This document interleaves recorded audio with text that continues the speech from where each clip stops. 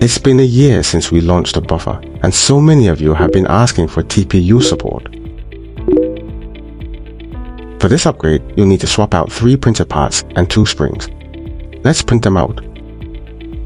In this new version, we've made changes to these 2 areas. You can adjust them yourself based on your printing needs. Next, I'll be sharing how to perform this modification.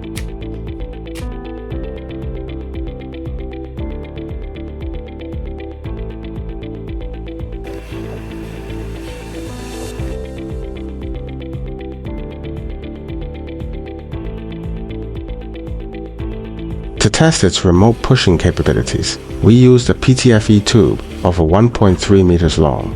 As we can see, the assisted push has a clear advantage.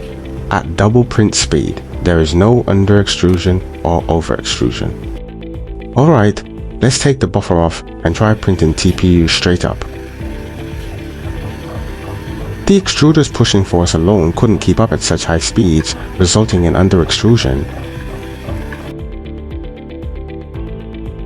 Here, we're using an M3 heatset insert. Take off the original filament tube along with the guide rail, and then transfer the rail onto the new part, and fasten it back with the original screws. We need to replace the original tension spring with a new one.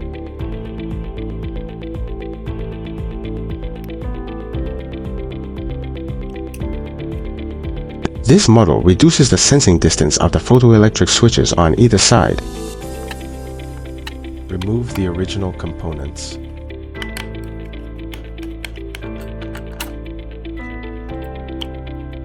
Transfer the original bearings to the new part. Put the parts back onto the buffer in the right order. If you've already bought our buffer and need TPU support, just reach out to Mellow's official customer service to get your free printed parts.